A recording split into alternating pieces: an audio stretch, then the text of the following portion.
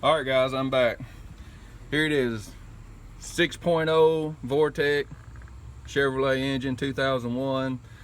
I think the process of the 6.0s, the 5.3s, the 4.8s, it's all got the same components. Everything on top of it, the air conditioner. Only thing's different is the inside of the motor. But first things first. First thing you want to notice is right here. You want to double check this. You want to take this off. There's a little clip on it. Take this off, and this little fit in here. Take your ohm meter, turn it on DC voltage on 20 volts, and stick it right here in the little socket there. You should be reading about 12 volts. Well, if you're getting 12 volts, next thing to look at is this little pressure sensor right here. Well, I changed mine anyway. I probably shouldn't have, but I changed it anyway. And here is the old one. Kind of corroded. Probably wasn't nothing wrong with it, but you know, it didn't cost $17, so I just went ahead and replaced it. But if you're going to replace something like this, also make sure there's a little O-ring on that dryer for that air conditioner right here. That's a female, and there's a male end coming out from the dryer. And this little O-ring, I replaced it, because I didn't want to have to go back in there and do it again. Well, once I replaced that and I tried it again, and it still wouldn't engage on my air compressor. Well, the next thing, it took me a while to figure this out, but what I didn't know is sometimes if it's too low, if all your refrigerant has run out, if it's too low, this little sensor is going to keep you from running. So, you know, a lot of times they tell you put it on a vacuum, this and that. The best way, probably the cheapest way to do it without taking it to a mechanic, is get you some wire. I'm using like a little red wire, it don't really matter. Take the ends off here, twist it up, then go ahead and turn your truck on. Mine's not running right now. I'm just kind of demonstrating it for y'all. Go ahead and turn your truck on. Turn your air conditioner on max, like you should be getting air. Turn it on. Then take this wire. Hold on, bear with me. I'm gonna put this down so I can show you better. I'm still with you. I'm still with you. Don't think I ain't left you. Just bear with me. I'm almost there. All right, right here. Put this little connector. Oh, it slipped out. The one that comes off this dryer, this little connection. Put it. Oh crap.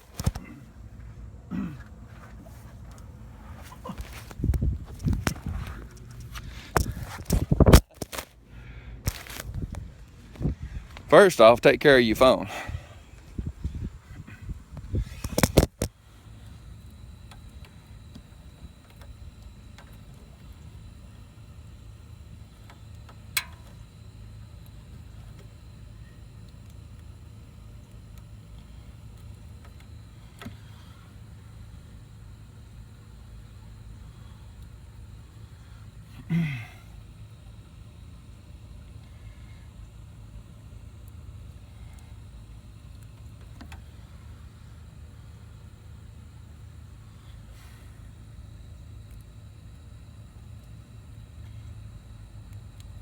All right. All right, guys, here it is. Take the wire, it's like a little jumper wire, and stick it in here. Well, what that does, it bypasses this switch, and it should make your compressor turn on. That's way down here. And if your compressor comes on by doing this right here, you should have either low freon or this little switch right here is bad. So in my case, I changed this switch anyway before I knew what I was doing. But what happened to mine was low on freon. But that's all it was. I bought a bottle of, let me show you here. I bought a bottle of Arctic Freeze synthetic refrigerant. It's got the stop leaks in it. I think it was on sale at O'Reilly's for $32, I think. And it's got a little gauge on top. It's got a little gauge. You got a little setting here that you can turn it. You turn it to the ambient temperature outside, which is like 80 degrees today. And this one bottle, of course, I was reading 0 when I first started this. I bypassed my switch back there with that red wire you saw, so I can keep my compressor running. Then I added this to the low side. And your low side to your Silverados 2001s is going to be right here. This is your high side. Do not put it here. Put it back here. Then once your compressor is on, just squeeze the trigger and build the pressure up. Like I said, it was about 80 degrees here. One bottle of this got me to around, well, kind of right there in between, maybe right here. So it's enough to do you, one bottle, but I probably should add a little more later, but my air conditioner works. But guys, that's all you do. You just you know, just check, double check and check. And if you do all this and you can't get your compressor to turn back on, the best thing to check, I'll show you this, before you even buy all this junk, check your relays. I checked my relays before I done all this.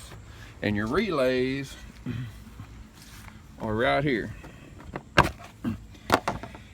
And it's got a little diagram, shows you what's what. And you can look. This one out here, air conditioner. This little tin one down below, it's air conditioner. This 30 one here, if you have rear air, but that's like if you have a Suburban or something, but I don't have rear air. And this one, 31 right here, that's HVAC. That's the one can cause you trouble too. But if you check these, if you don't know if these two are bad, this one's bad, trade it. Well, so what I did, I moved this one here and this one here.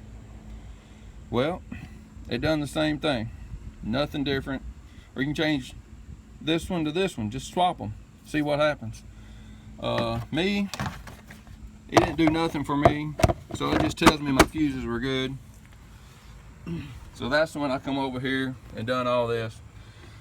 But remember guys, wear your gloves, be careful, because you do have to have the motor running, so be very careful where you put your fingers. And if you're not too mechanically inclined, take it to somebody to get fixed that knows what they're doing. I guess that's it for now. Maybe I'll make another video of my 2001 Chevy Silverado HD 4-wheel drive. Tell you what, I love this truck. I want to keep this truck on the road. It's probably one of the better trucks I've ever had. It's got 184,000 miles on it, and I just love it. It's not perfect, but it's, you know, it's paid for and it's mine. So I just want to keep it back on the road. So I'll show you a picture of it again.